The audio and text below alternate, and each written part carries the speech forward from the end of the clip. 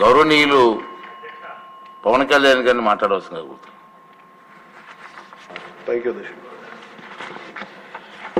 గౌరవ ముఖ్యమంత్రి గారు ఈ లా అండ్ ఆర్డర్ గంజాయి మీద ఈ శ్వేతపత్రం చాలా కాంప్రహెన్సివ్గా చాలా హోలిస్టిక్గా ఉంది సార్. లోపల చాలా చెప్పాలనుకున్నా కానీ మేజర్ది అయిపోయింది కాబట్టి నాకు ఒకటే ఒక ముఖ్యమంత్రి గారికి గౌరవ ముఖ్యమంత్రి గారు చెప్పదలుచుకుంటుంది మీ ద్వారా ఈ వే ఫార్వర్డ్ దాంట్లో దాదాపు 6 పాయింట్స్ తోటి చేశారు ఎలా వే ఫార్వర్డ్ చేయాలని. సో ప్రత్యేకించి లా అండ్ ఆర్డర్ మీద ఇంకొంచెం లోతుగా ఇంకొక సెషన్ జరగాలి అని చెప్పి మీ తరఫున ముఖ్యమంత్రి గారికి అభ్యర్థిస్తున్నాను అధ్యక్షుడు. ఆ రోజున ఈరోజేమో మోర్ ఆఫ్ పార్టీ పరంగా ఏమేం జరిగాయని చర్చించాం. ఆ రోజున భవిష్యత్తు ప్రణాళిక ఎలా ఉండాలి, చట్టం అంటే భయం వచ్చేలా ఉండాలి, వీటన్నిటి మీద అందరి గౌరవ సభ్యులు అందరి అభిప్రాయాలు తీసుకునేలా దీనికి ఒక విస్తృతమైన చర్చ జరగాలి అధ్యక్ష. ప్రత్యేకించి ఒక రోజంతా పెట్టండి, లేదంటే 2 సెషన్స్ అన్నా పెట్టండి, కానీ దీని మీద ఒకసారి చర్చ జరిగి దాని మీద ఒక విధి నిర్ణయాలు తీసుకున్న తర్వాత మటుకు అది 5 కోట్ల మంది ప్రజలకి భద్రత కలిగించేలాగా ఉండాలి. అలాగే భారతదేశంలో ఆంధ్రప్రదేశ్ రాష్ట్రం శాంతి భద్రతలోకి ఒక తలమానికంగా ఉండాలి. ఆ దిశగా ఒక కనీసం విస్తృత స్థాయి చర్చలు జరగాలి. అలాంటి దానికి మీరు ఇనిషియేట్ చేయాలని చెప్పి మీ తరఫున ముఖ్యమంత్రి గారిని కోరుకున్నాను. ముఖ్యమంత్రి గారు.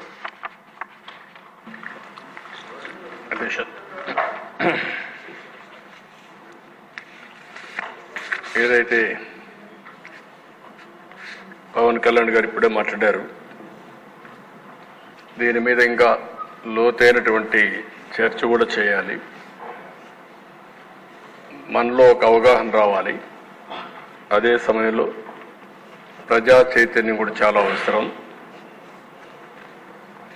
ఒక పక్కన చాలా డిటరేట్ అయినటువంటి లా అండ్ ఆర్డర్, అధికార యంత్రాంగం కూడా చాలా వరకు ఎప్పుడూ లేనంతగా నిర్వీర్యం అయిపోయింది. ఈ వ్యవస్థను కూడా మళ్ళీ పటిష్టం చేయాల్సిన అవసరం ఉంది. నెక్స్ట్ సెషన్లో మళ్ళా బడ్జెట్కి వస్తాం. అవసరమైతే 1 ఫుల్ డే చర్చ పెట్టి మీ అందరి అభిప్రాయాలు తీసుకొని తద్వారా రాష్ట్రాన్ని 2047 ఏ విధంగా ఆలోచిస్తున్నామో లా అండ్ ఆర్డర్లో కూడా వన్ ఆఫ్ ది బెస్ట్ స్టేట్గా number 1 state to maintain law and ఆర్డర్గా చేయడానికి ముందు కూడా దాన్ని కూడా చర్చ చేద్దాం. చర్చ చేసి యాక్షన్ తీసుకుందాం.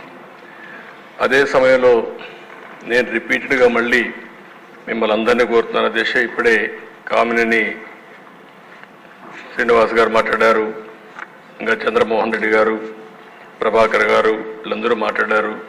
రఘురామకృష్ణరాజు గారు ఆయనకి జరిగిన అన్యాయం, రాష్ట్రానికి జరిగిపోయే మంచి కూడా చెప్పాడు. చాలా సంతోషం. ఏదైతే కేసులు కూడా రకరకాలుగా పెట్టారు, ఇక్కడుండే మెజారిటీ ఎమ్మెల్యేల పైన కేసులు పెట్టారు.